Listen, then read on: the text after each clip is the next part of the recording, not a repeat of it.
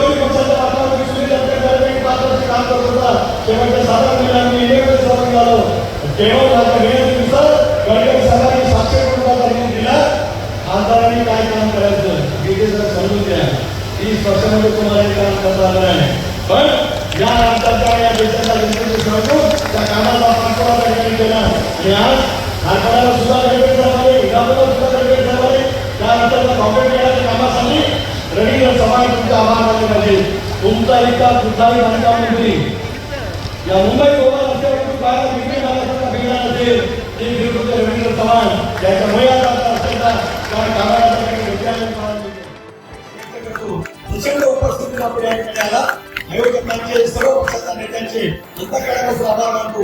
न चुकता 7 तारखेला होणाऱ्या मतदानामध्ये घड्याळाच्या चिन्हामध्ये बटन दाबत आपण मला विजयी करा. ऑक्टोबर महिन्यामध्ये माझ्या सहित पहिल्यांदा आम्हाला पण कामावरती बटन दाबावं लागलं. माझा मत पेड विधानसभा झाला.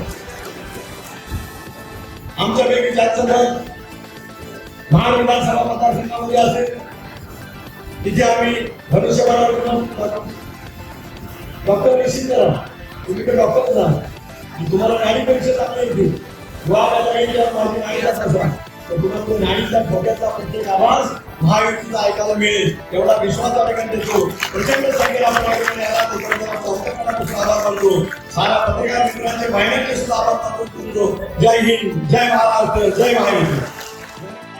गॅरंटी तशी आम्ही या खासदारांची गॅरंटी घेतो. आम्ही सगळे आम्हाला आणि त्याप्रमाणे